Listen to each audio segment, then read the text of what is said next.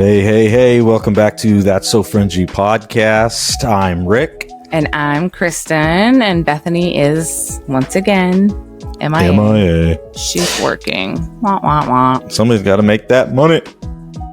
I think you guys are going to enjoy this episode. We have a guy by the name of Rod on, and he's going to be talking to us about his podcast, Millennial Mustard Seed, which, if you haven't checked it out, please do. You can find that in the show notes, link to that and where you can find him. Mm-hmm. But also we talked about near-death experience that he may or may not have had. Mm-hmm. No, he most definitely had one, and we talked about it. Yeah, we were so grateful he was willing to come on and open up about it. It was tough for him. I mean, you can see how hard it is to relive that, but it's something that needs to be talked about. It's one of those like uncomfortable church things that nobody wants to talk about, and those are the things we're trying to talk about more and more. But yeah, we talked a little bit about heaven. Like, what does that look like? What's the transition look like? How do we like? I'm like, where's the roadmap? How do I get there? Yeah, maybe someday. Doesn't work that way. Yeah. Well, anyway, guys, don't forget to like, subscribe, and share. We are pushing this message out, as we say all the time, to all four corners of the earth. And it's shocking to us. You know, we have a little bit of imposter syndrome trying to figure out why people are listening. But I don't think that really matters to Jesus. He's blessing the message. And I think that, if we continue to keep the main thing, as a very wise man that I know says, then I don't think anything other than growth is going to happen for this podcast. And we're so looking forward to that. Yeah. But you guys have to continue to share. You have to continue to review and let those algorithms work. I've given the analogy before of, being a light. And like the Christmas Eve service at our church always does this. And I love it, where they start with one candle, and then you go around and then you light your neighbor's candle and your neighbor's candle and all this stuff. And then pretty soon the whole room is bright and beautiful. And that's how it works. You share this one time, and then they share it with somebody. And we cannot say thank you enough to all of you listening and everything that you're doing to help get the message out. I mean, thank you from the bottom of our hearts. Yeah, and we don't want you to ever think that we're ignoring you. We are super busy. I work full time. My wife works full time from home, watching the kids and making sure everybody's getting to where they're supposed to be, taking care of the home, and she loves it. And we are just so busy, but we want you to know that we do care about you, and we will get back to you. We read every comment, every review, everything that comes through. We're reading it all. So just keep reaching out, and we'll get back to you. I promise you that. Keep sending the messages. We love them. Yeah, we love connecting with you guys. We just want to be real. We want to be real people standing in front of a microphone, having real conversations with people, and hopefully that's coming across to you guys loud and clear. So, you got anything else? I don't think so. We're going to get Rod on. He's a super interesting guy. You guys are going to love it. His podcast is Millennial Mustard Seed. We'll put all that stuff in the show notes so you have all that. But here we go with Rod. All right, you guys, we're back with That's So Fringy podcast. I'm Rick. And I'm Kristen. And we are here with our friend Rod Smith. Rod, we are so blessed to have you and so grateful that you've taken the time to come on. You have a podcast that we've been listening to, the Millennial Mustard Seed, and we're really enjoying that. And just so grateful that there are others out there teaching us the things that we might be missing, and that's what this is all about, coming together like this. So we just wanted to introduce you to the audience and hopefully help people find a lot more outlets, a lot more people to listen to so that we can get the full truth, if you understand what I'm saying there. I'm blown away you got the name right on the first try. Props for that, bro. I've been on so many shows and it's a tongue twister for the name. And thank you for those kind words. Of course. Honestly, it's amazing to find other people that are like-minded, that are doing the same thing, because the calling is going out from heaven. There's many people that need to fulfill these roles. So it's an honor for me to be here with you guys. Yeah, we appreciate you saying that, man. Thank you so much. We just have fun. This is great. We love having conversations about all of this stuff, all the weird, wacky stuff that you're talking about. We're talking about all that stuff too. We just might not have got to all of it yet, if you know what I mean. So tell us a little bit about who you are, how you got started and everything that you're doing, because there is obviously a huge passion for this stuff for you. Yeah. I mean, I've had a supernatural life my whole life, right? So for me, it was just something that it never really worked until I seen it in light of God's word. Okay. You know, so like I had supernatural stuff kind of happen throughout my whole life. And in my early 20s, I really came to Christ and surrendered my heart. And that's when things started to kind of like everything was compounding before that. And it was a lot of confusion, a lot of just misdirection, a lot of what do I do with this information? Yeah. Why, you know, all that crazy fun stuff. And then it started to make sense when I came to Christ. It was like things were being filtered and things were being put on the back burner that I knew were important, but they weren't for right now. And other things were becoming relevant. And that was more or less like, do I trust him? Am I willing to say yes and keep walking with him? Do I have a desire to read the word? And relying on him in the small things and the big things to weed out everything that my culture and my family and my friends and just the world at large was literally force feeding me. So, it kind of starts with me. I grew up outside of Philadelphia, Pennsylvania. I'm still in southeastern PA. I keep moving further away from Philadelphia as I get older. Yeah. And, but yeah, it's, you know, I'm a millennial. I grew up with a lot of different influences, a lot of things to choose from. I didn't make the best decisions when I was younger. I really didn't. You know, I made poor decisions, partied a lot, and just I grew up secular, so I didn't really know until I knew. But I had like a series of things that happened. But the near-death encounter was probably the biggest smack to my reality check of like, there's so much more. There's so much more. And I couldn't kind of let that one go on the back burner. That was the one that stopped everything in the tracks and was like, now you have to really zone in and focus on what's happening here. So that's kind of like a 30,000 foot view quick of just, you know, kind of why I'm doing what I'm doing in a nutshell. No, that's awesome, man. And so this near-death experience that you had, was this, how many years ago was this now? Man, I was like 19 or 20, and it's so weird because I always was like weirded out by talking about this. Like I always felt like people were gonna say, "Oh, he's weird," or people say they get beat up and they get like a black eye. And like, "Oh, everybody's been beat up, man," and we all got their stories, you know. And I'm like, "No, like I didn't. I got stomped into the ground. Like these guys tried to kill me, right?" Right. So I always just kind of felt like among everybody I was around, like people knew the story. Like everybody knew what happened to me. So it just was like kind of normal. But what I experienced, I always felt like nobody's really going to care, or they're going to think I'm weird if I try to get into it. Right. So it's weird how like now I get hit up by like people reach out to me. I think you guys are the third or fourth show within the next few months that wants to hear about my near-death encounter. And I'm like, what? I'm like that for me, that's weird because like I had made up my mind about it. This is whatever. Right. But here, I guess it's something that when people hear these testimonies, it really helps them. And the more I realized like I'm not alone, it was a Leco that I had on from the IDC, from the Intelligent Design Collective. I think it was early last year. I'm really bad with like precise timelines, but I think it was last year.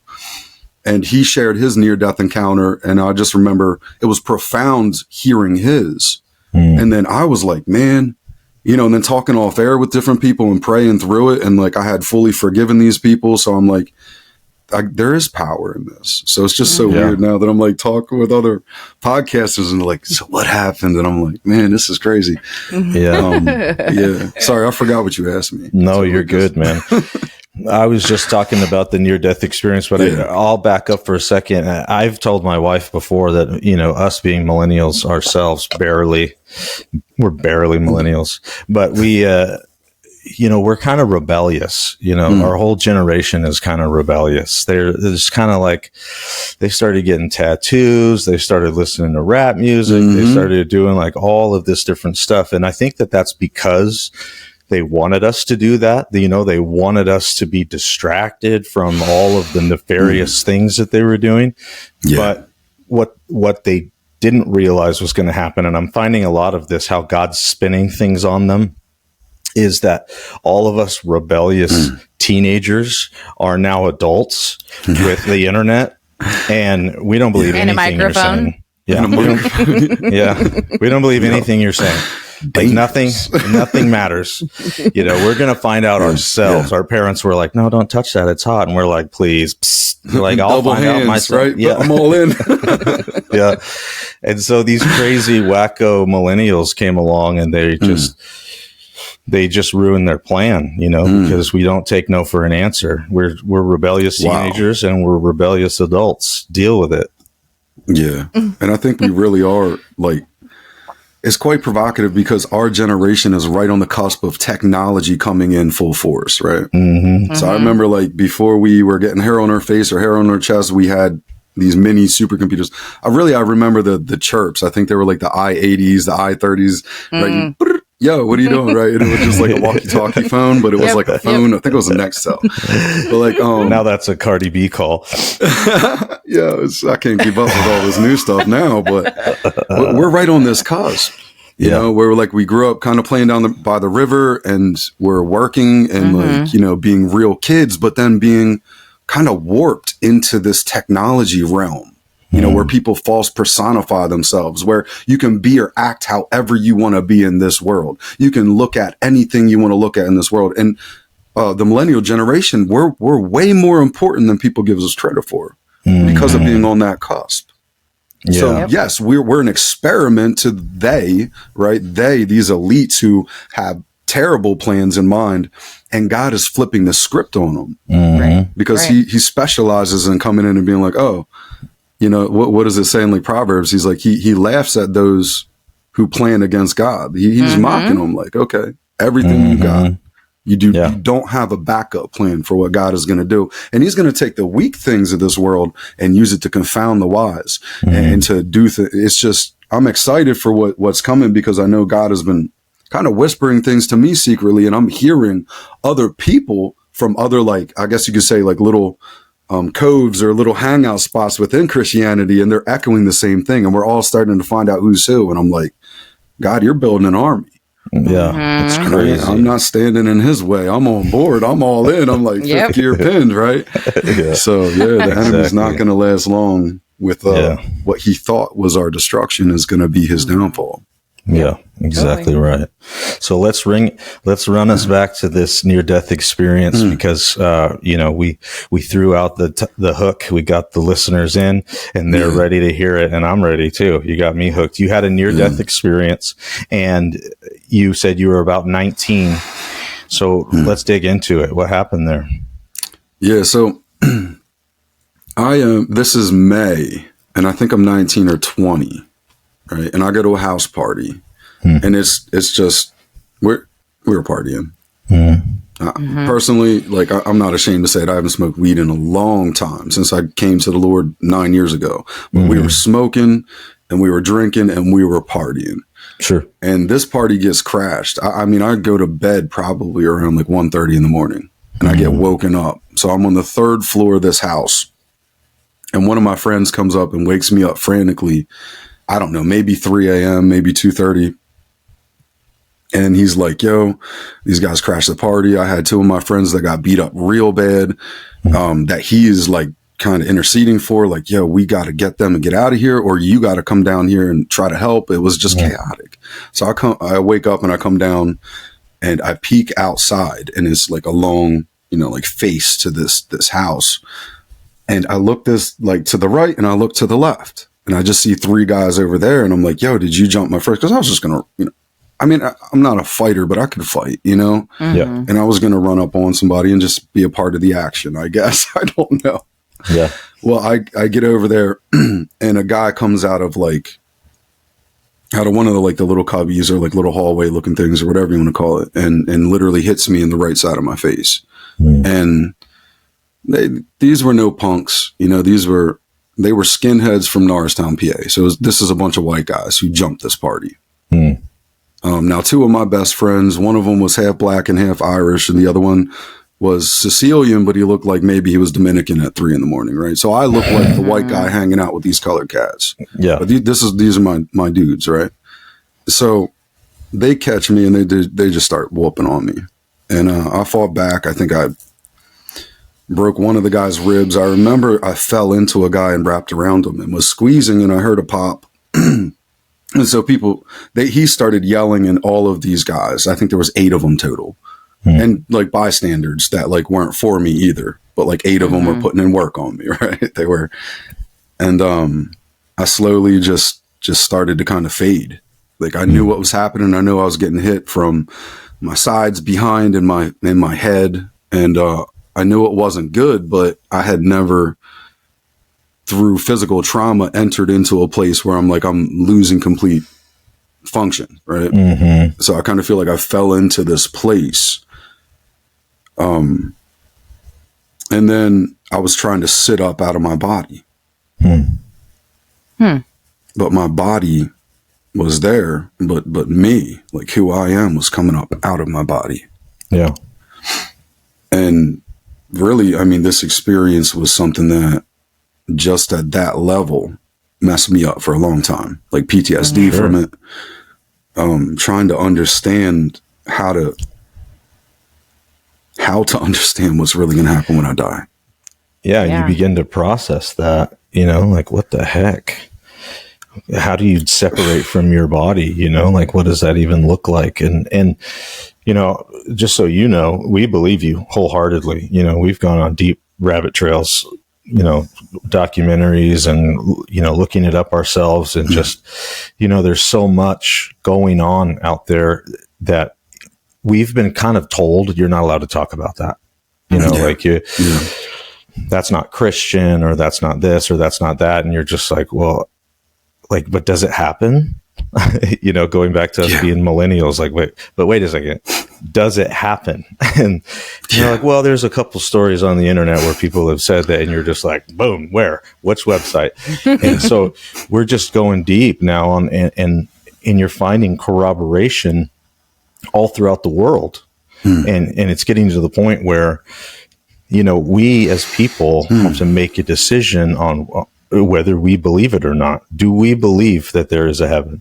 Do we believe it? Because these millions of documented cases of people are saying, I've been there, and then you could probably take a good chunk of that and say, they're maybe lying, but there's a large chunk of people that had a real live experience, and more live than they've ever had before in their whole life. And I think that's what you're experiencing. Did you hear about the one where the lady, she was like in an emergency room and she coded, and they were working on her, and she came up out of her body and above the hospital. And so when she is revived and comes back down, she's like, there's a blue shoe up on the 3rd floor on the railing, and there's a scuff on the right toe, and the shoelace is under the heel, super descriptive. That's crazy. And they're like, okay. And then one of the doctors went up and checked it out, and it was true. In there, she would have had no idea that was up there, and how specific. Wow. Yeah, it was crazy. I think for me, what it felt like, let me just cover that real quick, and then I'll try to move on emotionally from trying to recant this experience. Yes, sir. I kind of felt like I was in water, thin pressure over my body. And I didn't see any lights. It was dark. It was eerily dark. And it was like being in a mist a little bit. And I remember trying to sit back into my body, but then falling down into the ground and being trying to find where my body was to lay in my body, because I didn't want to, I didn't know what was happening. I didn't want to come out, but that was weird. And then, kind of going from, did you have any pain or anything while this was happening? Were you feeling any pain? Or? Zero pain. Okay. Yeah. Zero pain. My brain had swelled up and was tapping the inside of my skull. I mean, I was swollen from the tip of my nose, which I got a pretty pointy nose, so it sticks out a bit, right? All the way to the back of my ear. So, I mean, my eye was swollen shut for weeks, It is what it is, right? And my ribs and stuff, but like my face was jacked up. Yeah. So, yeah. So it that feels like a mist that you're in a water, you were saying. Yeah. And kind then of feels like you're in water. And there's a feeling of like, what? Like, it was eerie. Yeah. It was eerie. It was like dead quiet. Like I didn't hear anything. But, and I remember like my fingers didn't feel like fingers, right? Like the function there didn't feel like it does here. Like when I reach for my cup here, I'm in control. I can feel my cup. I know I'm thinking, reach for it, right? Everything just worked. We don't even think about it. You know what I mean? We just do stuff. But there, I remember it being like, I don't know, maybe if you were blindfolded and zip tied and threw in water, you'd just be like, there's nothing I can do here. You kind of feel stuck. I just remember feeling stuck. And that's why I kept trying to like sit in my body, because I didn't want to come all the way out of it. And I don't have like a strong belief in God at this time. Like this is one of those things where I didn't grow up in the church. We went here and there. And, you know, so I'm like, what I'm dealing with is like, no, come back in your body. This doesn't, like, we don't go here. Like, this doesn't happen. Everything was cool 5 minutes ago. Now I'm like tapping into this realm that nobody really told me was there. I don't really know where to go get information on this. And so like all of that like happened like in an instant, but more or less I didn't want to leave my body. Like I just wanted to like, nope, I want this level of function in operation. And then it was years after that really was the onset of like deep diving into and building up the courage to be like, that was real. Now I cannot not go here. I don't care what anybody says. Like this is an experience, but I was doing that in like secret space because I would try to talk about it like out loud, and it just bad company or bad information. You can't squeeze nothing good from something bad. So a lot of it was internal. But like I said, once I started to get into the word and I started to understand, well, that's not super uncommon to have, I guess, these minute little experiences with the spiritual realm, right? Or like started to get the proper context. And like, instead of listening to the people, you know, that was the development of the new age information at that time, you know, I started to actually get this tugging that no, it's in the word. I'm pointing to my Bible here. So if you see me look over my Bible, stays with me. It's my side piece. There you go. Stays Yeah. with me. Yeah. I like that. But yeah, so that's what kind of was the biggest shock, was really dealing with it after the fact. Because like, you know, it's kind of like moments go by and then you wake up the next day, you know, hospital and then healing and then, you know what I mean? All that stuff. But like the lingering effects of a near-death encounter, when it's not a positive one, I've heard people talk about good ones. I'm like, cool, glad that happened for you. It was dark and eerie for me. It's almost like scared straight, you know, like maybe that's what you needed to see at that moment to get you on the right track. And that's probably the biggest thing is with people who know me and grew up around me, is they seen how I went from super chill, laid back, kind of like a pothead, didn't talk too much, didn't ask any questions, wasn't too like ferocious about anything, just kind of always chill, now to like, you know, aggressively putting in what I consider to be the left hand doesn't know what the right hand's doing type of ministry, like doing, you know, just going all in.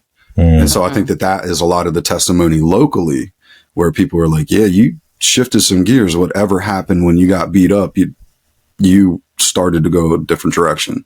So I think God used that, and I don't think God plans that for us. I think it's just like it says in the word, they intended this for evil. And plus I was making bad choices. It's not like I was protected. Right. Yeah. But God is using that to now, I guess, give me a testimony or a story. Yeah. Yeah. Well, now you have a platform. You have a platform that God has given you to share this message and to share all of the things that you've been through, because that's one of the things, like when you go to church and you talk to people and they're like, what's God like? Or what's this church thing like, or whatever. And everybody tries to start giving you the church rules, but it's like, no. The church is like just what we're doing right now, just hanging out and talking. Yes. You know, like we can just talk, and the fact that you have to figure out where you can sit and where you can't sit, and, you know, when to stand and when to sit and when to kneel and all those things. It's like, like, let's have good, deep, meaningful conversations. And I'm so grateful that you're able to talk openly about your experience, because I can tell it affects you still to this day.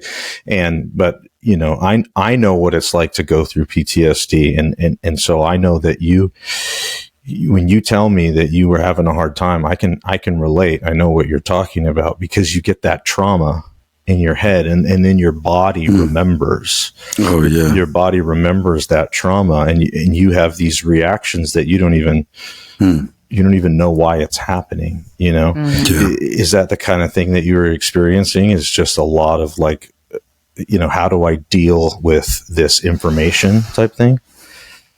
Yeah, well, I mean, like the PTSD like has worn off significantly, and God has really kind of supplanted some of that with drive to just want to know more about the word and run the race. But the lingering effects that I still deal with is sometimes I'll get stuck in my head about it. And it's almost like I'm in this box of like kind of re-experiencing it. And then like the trigger points of like, well, I remember how desperate and how alone and how crazy I felt while thinking about it at this part of my life. And I'll remember decisions I made, like rejecting people and kind of being a hermit. And like, it'll take me down this whole place in my own head where I'll be like, that was a chain reaction that destroyed relationships and really stole like years of my life. So like, I think that's like kind of like the cautious area where I would tell people, talk about it with other people, because I didn't for so long. Like I would test the waters with it, or people would hear about him like, yo, what happened? Like, give me the inside. But it was never like, there's a difference between a Christian who's got light, who has, right? They're connected. They're a branch. They have the vine. The light is in them. It is God who works in us and through us to cause his will to come about. Connecting with them is almost like therapeutic. Like you were saying, it's not church-like. There's no like stand up, sit down. No, you can't talk about this here. That doesn't fit in with these guys. Right. When it's a real body thing, it's you're being ministered to. You're like kind of sharpening and sharpening. You're getting good advice. But when you don't have that, it's dangerous, because you'll get stuck in those places. So sometimes I'll think about it and be like, nope. We're not going deep diving into that experience. I'm going to get in the word and pray. And then God will show me his extent of mercy, his extent of grace, his plan for my life that supersedes the traumas of the past. And that's really the balance mechanism that I'm like, God, your word, it is all that. I will be on the front line. I'm not ashamed of the gospel. I'm not ashamed of this Bible. Like that's the only thing that showed me all the years I wasted in the dark by choice. Like I was in the dark by choice. Yeah. Yeah, We've definitely. All been there. We've all been there. None of us are exempt, And the glory is we come out of that. He snatches us out. Yes. He leaves the 99. Yes. Yep. Absolutely. That's cool. Yeah. Do you so feel cool. like when you were you like watching yourself, or was it more just the feeling of like, I mean, I imagine like if I drop the lid of my Dr. Pepper bottle and it's dark and I'm like, oh my God, like, and I'm frantically like looking for a bottle cap. Like it doesn't even matter. Like you're trying to find your body. Like how I can't imagine how terrifying that would have been. Well, the only thing I can compare it to is when I was 7, I had an out of body experience where I was far away from my body, watching my body. And that was different than this. This was like, I was trying to be in my body. It's almost like, just use your imagination with me. You hold your hand up. And for some reason, if like the true essence of your hand was out of your hand, right? And you seen it, but you were trying to get it to fit back in there, but it was just all over. You'd be like, well, I can't use this thing until me is in there, right? So this was a close contact thing where I wasn't far away from my body. I didn't travel. I don't remember my thighs and my knees leaving my body. This is like my torso up, like because I wanted to sit up and be like, I want to defend myself, like there's a circle of people are around me and now I'm laying on the pavement. I wanted to get up and roll and get out of the way. But as I tried to get up, I realized that what I was feeling wasn't right. I couldn't function like the way I thought I could. And that's when I realized my body was below me. I didn't look at my entire body. It was just a feeling, like you just know when you know, right? Like it was just, I was coming out of my body. Yeah. But it was all right here, like in my bubble. It wasn't, because I still wrestle with what happened with that whole distance thing or whatever. Because when I was 7, I'm up in the corner of the room and I'm engulfed in light and I'm watching the younger version of me playing with a little Batman toy. I still don't know completely what to do with that. But that was different. The feeling was different. That was warm and comfortable. And it wasn't eerie like this near-death encounter was. This was dark. Yeah. It makes me think of it was a story of a guy that was skiing and he was in an avalanche. And when you're buried in snow and you're tumbled and like, you don't know which way is up, which way is down. You have no idea. It's dark. There's, I imagine it probably felt something like that, but that would be terrifying. Yeah, it's wild. I don't recommend anybody volunteers to try experience that.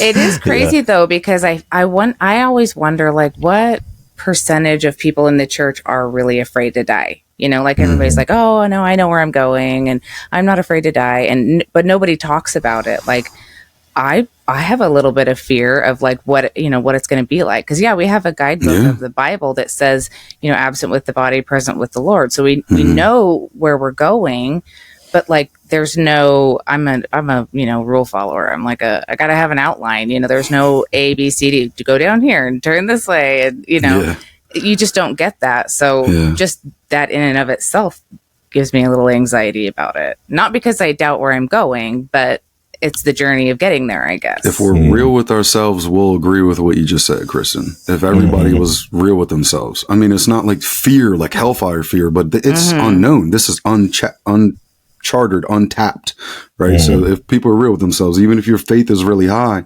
there's still the anticipation of, not that it's fear-driven anticipation, but it's like, this is unknown. Right. Yeah. Right. And it's not like, oh, well, let's just cancel the road trip and turn around. Like when you're when God calls you, whatever that process looks like,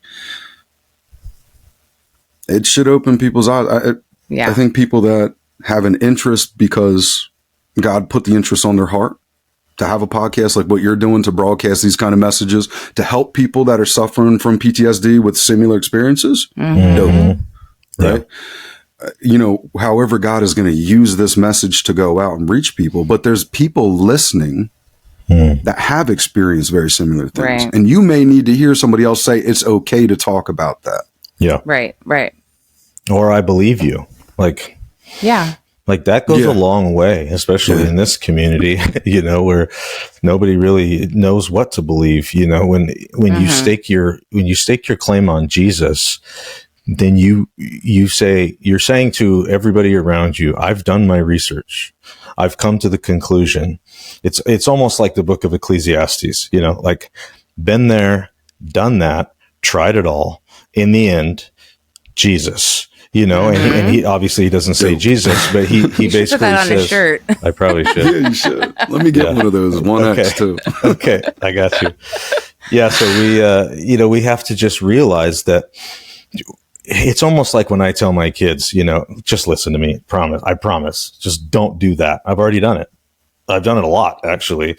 Just don't do it. And they're just like, yeah, whatever, dude. I'm going to do it anyway. That's how we are to God. We don't want to do it. But when we get older and then we're talking to our parents and we're like, yeah, you were right. So right. Yeah, you were so right. I should have listened to you. That's what the book of Ecclesiastes is doing for us. Yeah. You got this guy that's like, hey, listen, I've had all the money in the world. Doesn't matter. I've had all the women in the world. It doesn't matter. I've had all of the goods. I've had houses. I've had the boats. I've had the Bentleys. I've had all of it. None of them matters. I've been Jay-Z. I've been, Eminem. I've been bigger than all those guys. Like there's nothing that this guy didn't have or didn't do. And he says at the end, it's all like chasing smoke. Yeah.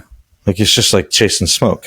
And once you get that in your mind, you don't have to do those things anymore. You don't have to find out on your own anymore. Like I try to tell my children, you don't have to find out. I have the answer. But we don't listen, we just bang our heads against the wall and try to run down all of these paths like squirrel, look at that. And it's like, no, dude, don't. And it does give us a testimony, right? It does give us a testimony. And I think that God wants to partner with us more than I don't think we realize how much God loves us because we don't really see ourselves that way. Right. Yep. Like we haven't been loved that way by somebody else. So we think, oh, okay, the way I have reciprocated these relationships, the way I have, acted with people is the measure of the way that I feel they view me. Right. So it's like a little back and forth. You know what I mean? But if we start to tap into how God sees us and loves us, then we become broken and contrite because we realize it's all vanity. It's all vanity. So good. If I have little or if I have much, if I'm like it says in the word, God, don't give me so little that I have to steal and be ignorant, a bad reputation to your name, but don't give me so much that I drift away from you and forget who you are. Give me the perfect balance, right? And so God disciplines those who he loves. And it's the same, like you were saying, because I have teenagers. My youngest is going to be 7 soon, right? And I look at it and go, sometimes we watch from a distance, equipping them with just enough, like, don't do that. I'm not going to be right up on you, like every single time being like, no, you know what I mean? You know what's right and what's wrong. Now figure it out, but I'm your advocate. I love you terribly. And I will come running if you scream for me. Yep. Like I'm there, but I'm not babysitting you. Yeah. And a lot of the times we find ourselves like that, but church culture doesn't know what to do with that. No. Right. Oh absolutely no. not. The only person who gets the mic there is the good little boy who's been going his whole entire life. He's got the button down shirt on, his hair's parted to the side. He doesn't got tattoos or, scars or nothing. Like, it's like, no, but that's not the body. Yeah. This is the body. That's only And I'm not saying that they don't belong. Sure. Like they have a place too, but like we have a place too. Yep. We're the ones who have been like kicked out. So sorry, I don't mean to be rambling at this point. No, I love buddy. it. This is the rambling podcast, but I used to have so much anxiety about wearing ripped jeans to church. Like I would not wear them. I'm just like, no, I can't. Like, Yeah. And now I'm just like, I don't care. I'm gonna. I used to go to anyway. churches and put on a hat just to see what they say. I wear it for the Yeah. hat. And if they stop me at the door and say, take off your hat, I say, oh, we're dealing with that type of spirit. okay. Yeah. Okay. I used to check When them I out. lived in Texas for a while, that I would go to church and they would be wearing like prom dresses, like super nice dresses, like 3-piece suits for the guys. Like it was insane to me. And I'm like, what are we doing? Like, I don't even have a dress that's nice enough to go here. Sorry, I'll sit in the lobby. Yeah. You're just like, I feel underdressed a lot. Yeah. Yeah. And I've never really cared about that type of stuff. And it's always weirded me out. You show up but that's my rebellion. That's You're a me. rule breaker and I'm a rule follower. So that's probably we have a good balance because of this. I'll kick in every door and she's going around closing them all. Like, nope, that's supposed to be closed. Nope, that's supposed to Fixing be the Sorry. blinds, closing the doors. Yeah. Don't mind him. It's fine. Human That's wrecking awesome. ball. But yeah, man, we go to church and we enjoy going to church, Right. but we go to church with the mindset that we're there to be a part of the body of believers, and that we're there to connect with people of like mind, and we had JT follows JC on. I don't know if you follow him on Instagram, but TikTok, but he was on last week and he said basically something along the lines of it doesn't really matter if you're going to the church or not going to the church. We're the body, and we are on this internet connecting as the body. We go to church, but that's the believers going to the church. It doesn't matter. I mean, I liked what he said, because he said the non-believers can come if they want to, but we're not seeker friendly. Like that whole thing needs to go away, because Jesus wasn't seeker friendly. He was like, if you wanted to follow him, great. But if you didn't, he'd be like, all right, see you later. Yeah. We're going this way, and we've gotten so caught up in trying to make church fit non-believers that we forget that there's believers that need to be ministered to. There's this type of conversations that we need to have where we actually sit down and be like, hey guys, why are we doing this? Or like get up in front of people and go, what do you think is going to happen when you die? And everybody would be like, well, I'm going to go to heaven. It's like, well, but what do you think is going to actually happen? Like, Yeah. What does that little look babies like? with wings are going to come with bow and arrows right. and glide. It's like, Yes. I don't even know what I would say. I'd be like, Yeah. I've never thought of that before, Mhm. I just don't think people talk about the weird parts of Christianity that make them uncomfortable. Yeah. And that's what makes all of this so fascinating, the near-death experiences. I didn't mean to cut you off, but no, you're totally flowing. The near-death experiences are catching people's attention because we have had this question for so long, you know. And I don't know if you've heard of Lee Strobel, the Case for Christ. Yeah, it's on my shelf, actually. Yeah, he wrote that book, and it's basically, you know, outlining how he came to the point where he was like, okay, I have to just believe because I've tried to disprove it for so long, and I can't. Well, he actually just came out with a documentary about near-death experiences, and we were watching it the other day, and we were Case like, for Heaven, I think is what it's. I think it's called The Case for Heaven. Oh wow, okay. I hadn't heard of it, but I found it. On Amazon Prime. I think it was on there. Okay, Amazon Prime. It's very interesting. Send me a link just to make sure I get that one right. We'll put it in the description. Okay, so that everybody out there can grab that. Awesome. Yeah, he does another great job of going through a lot of these questions and going through a lot of how other cultures think about it and all of those different things. And then he gives a lot of stories that he's gotten over time, all of those things. So yeah, if you guys haven't seen that, it's really cool. Like I said, we'll put it in the description, but I want to get back to you. What do you got going on the podcast these days? Are you just moving and shaking like a crazy man? Kind of, I guess. I don't know. I always tell people I don't know if I'm going to be doing this in 6 months from now. I don't know. I know. Yeah. That's kind of how we've been. We're like, it's crazier now than ever. I'll say that in a good way. In a good way. That's this is season 4 for the Millennial Mustard Seed, and I don't know, like just a lot of stuff that like I'd had the feeling like, okay, this is going to grow. And like there were certain things God was telling me. I'm like, I can't tell anybody else this. They're going to think I'm nuts. Like even when I started the show, the first podcast years and years and years ago, I told people I'm going to get into different countries. People are going to listen to me and I'm going to talk with famous people. They're like, you're so stupid, dude. Like, just get your life right now. Like, you're not doing that right. Like, you're so wrong, you know? And I was just like, all right, I'm going to start keeping stuff to myself. I'm like, God, some stuff is not meant for everybody. Yeah. But the season that's coming, the way that I've been putting it in generic across the board, and this is the glory, because the word says when one of us are glorified, all of us are glorified. When one of us are injured, all of us are dealing with that injury because we are a body. We are a living body, diverse gifts of this God we wish to worship at this point in time. Superlative, right? But God is going to start to take people where other people are going to say, how did they get in? What's their qualification? They don't look the part.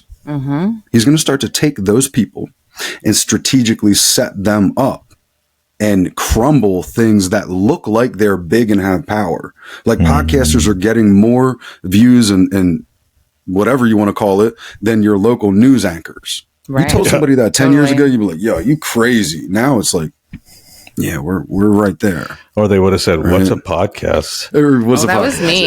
He's listened to podcasts forever, and I'm like, "How do you even find these?" Like, I'm thinking you have to go to a website, and he's like, "Well, it's just an app on your phone. Like, you have an iPhone, it's right here." And I'm like, "Oh, that's crazy." At that. Time flies. Yeah, sometimes I feel like I'm like, "What is going?" I'm like, I'm a podcaster. Like, what am I doing with my life? Like, this is working. What happened? It's fun because we'll just send out messages to people, you know, like we listen to your show. We love it. We want to have you on the show if you want to come on. And it's all whoever God wants to put on our show is kind of where that's cool that you say that. It's like, you know, Rick tends to be a little bit more like controlling of, you know, he wants to control the show and the not in a bad way, but just everything has to be perfect. And, you know, he's wants everything to be polished and great and dedicated. He has a vision and he's trying to get close to what he's seen. Let's remember that you're not driving the bus here. You're a passenger and we're going where God wants us to go. And it's humbling. So cool. That's how we balance each other out too. That's so cool. Yeah.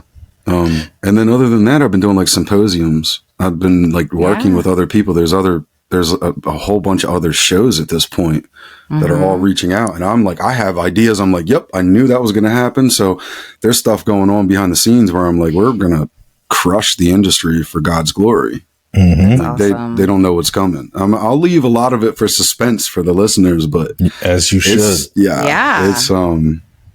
that's cool. awesome. Yeah. Cool. I'm excited to see what's going to go, man. Cause I know we get to a place where I was telling Kristen, people don't care about, the media anymore. They know that they're lying now. People don't care about the TV shows much anymore, because they're like, they're lying. Or if we watch TV shows, a lot of times we're doing research, so we're watching documentaries and we're watching, and so we're getting to the point now where people are wanting this content, this specific content that we're doing now. And Absolutely. It's blowing our minds because nobody's wanted to talk about this stuff for a very long time. Like, this has all been off limits, but now it's almost like the floodgates have opened and nothing is off limits anymore. Sometimes that's a bad thing, but for us, can I get really fringy for 1 second with you guys? Can I get really conspiratorial here, bro? For those who hung along to this point, juice now. Here it comes, getting real. So I was looking at the reality that the religious spirits, right, that are in place that have been guiding the church at large, not the church that we belong to, but like, right. I have a feeling that these spirits are okay with certain time slots for corporate gathering for prayer, right? So I'm looking at Wednesdays and Sundays and I'm going, why is that it? Right. I read the book of Acts is different. Right. They're just they're together. They're like never even apart. And then what's been going on in my private life, like there's people that minister that live multiple different, there's so much going on right now. Let me just pinpoint it down. There's one ministry in particular that's 7 hours away from me that travels here once a month for home prayer. Like, and we got people coming from New York, from Virginia, from just all over the place. And we're stuff is happening. And I'm going, we're not meeting on Sunday or Wednesday. So I started to think about this and I'm going, are the religious spirits okay with certain time slots for various reasons? Frequency, time of the day, time, right? Are they okay with the corporate gathering? Because prayer's not even emphasized. Because if it was, prayer tells us first bind the strong man and then plunder his house. right. When's the last time you heard your pastor talk about that at the pulpit? Maybe 5 minutes of prayer at your Sunday service, right? And I'm not squashing them. Listen, we don't forsake the gathering, but they talk about that as if the only gathering, the only little box that gets checked is on Wednesdays and Sundays, and we started going, no. We're going to do everything, but like Wednesday and Sunday is going to be my veg day where I'm like, I'm chilling. Like Wednesday evenings, I'm like, nope, I'm going to not do that at all. But Tuesdays, Thursdays, Fridays, Saturdays, we're going to wreck it. And we started to actually see. So a little bit makes you conspiratorial. wonder, though, because if you think about, heaven, spiritual realm, all that stuff is so much more organized than people think. It's not just angels just fluttering around like, what? Oh, hi, how are you? Like it's very, they have courtrooms, they have rules, they have, so it makes you wonder if it's like the spirits go to God and say, hey, can we allow this? And he's like, okay, fine. It could be that those times are the most resistance can be in the airways on those times. Yeah. Those religious lowercase g gods that are over these regions that are oversight and overseeing all of this stuff in the spirit can be going, oh yeah, we're anticipating, because the one or two of them who really got the heart for God, they're not actually connecting. They're not sharpening. They're not actually like growing stronger. Right. So we're just going to set up, all of these, attacks on these Wednesdays and Sundays. Right. And so I would challenge the listeners. That's really interesting, because I feel like on Sunday, like we fight on Sunday mornings. Yeah. Like we'd be fighting just about that's super a lot of weeks. Like it is. Or I'm like throwing around clothes like I hate all of my clothes. It's just and there's a certain sense of anxiety I feel like on Sunday mornings. Yeah. I think there's stuff going on in the spirit that we don't quite know about. Yeah. So I think you're onto something. Yeah.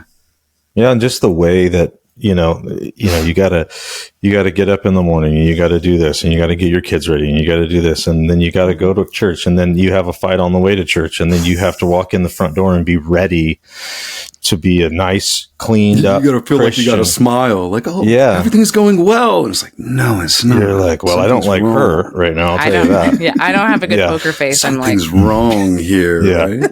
There's so much more than that, you guys. There's that's so interesting. much more. Oh man, I love it. Yeah, we're gonna get some more breakthrough. So I love next that, time man. we talk, Yeah, it'll be awesome. Well, we don't keep you too long. We know you have other obligations and man, we've just really enjoyed this conversation. And I know that, we are definitely going to have you back on if you're willing. Yeah, for sure. Because I just can't stop getting fringy. I'll tell you the truth. You guys got to check out his podcast. He's got lots of good stuff on there. Yeah. Promote your podcast. You're really doing God's work. Thank you. Yeah. Anywhere that podcast can be found, it's the Millennial Mustard Seed. It's a mouthful, but just when you type it in, it works. I'm gonna put some stuff in the show notes, and I would like to air this on my podcast as well. So if you guys want to send me the audio for this, that would be super cool to put it up for my listeners, because I get a lot of people say, tell us more of like my personal testimony, because the show is kind of based around, I'm capturing the journey of listening to other people's stories. Right. But there is something powerful in your story.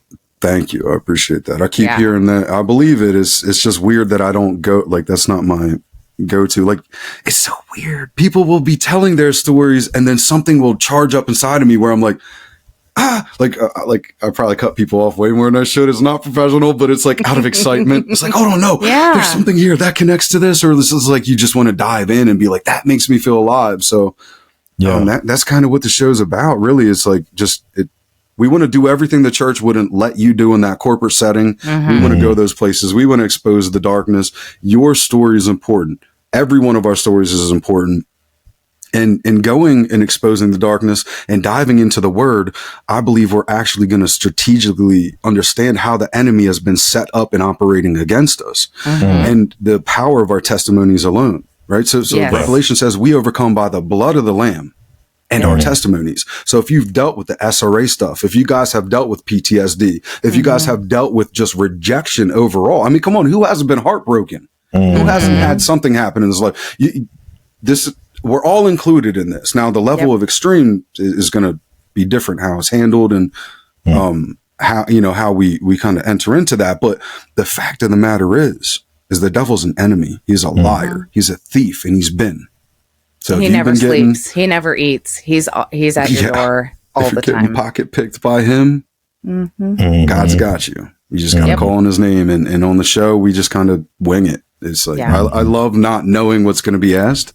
I love like the real reactions. Like, so it's so cool. You guys didn't send me like questions out, because I just wait. I just watch with people. I'm like, I wonder how this is going to work. You guys are totally cool. You just show up. It's like, hey, what's going on? Let's do this. Let's dive in. And I like that too. I know. Let's go. We're not driving all about the conversation. So I found Millennial Mustard Seed. You can't be authentic if you're not having a real conversation. And if you're not looking each other in the eyes and you're not being real. And that's what we have to be if we're going to talk about the most real thing in the world. And reach people. You never know what part of your story or your story is going to touch somebody and change their life. I mean, it can be something like a podcast that changes somebody's life. So, which I would encourage. Thank you. How long have you guys been podcasting? Like where you guys at? Just since January, I think. January? Okay. Yeah, not too long. I would say literally for me, it was like years and I never heard back from anybody. It's like, that's not everybody's story, but there is somebody listening. I guarantee you, man.